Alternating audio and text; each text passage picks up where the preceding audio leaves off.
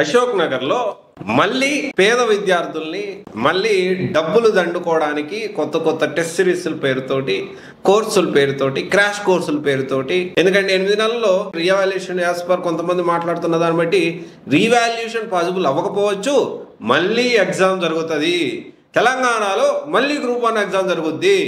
So దీనికి సంబంధించి మళ్ళీ పిల్లల్ని అశోక్ నగర్లో డబ్బులు పిండుకోవడానికి రెడీ అవుతున్న ఇన్స్టిట్యూట్స్.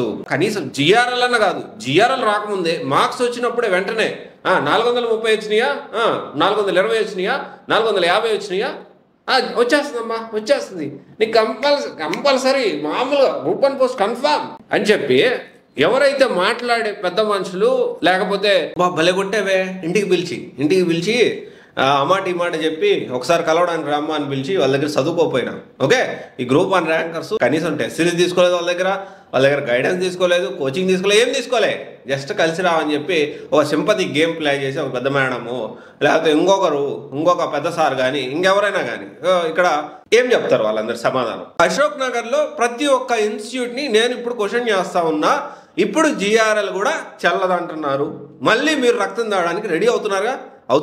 మళ్ళీ రీ ఎగ్జామ్ పెట్టేదానికి ఛాన్సెస్ ఉన్నాయని అంటున్నారు. సరే రీవాల్యుయేషన్ రీ ఎగ్జామ్ ఖచ్చితంగా రీవాల్యుయేషన్ పాసిబిలిటీ కాదని చాలామంది మాట్లాడుతున్న నేపథ్యంలో ప్రజెంట్ రీ ఎగ్జామ్ జరుగుతుంది.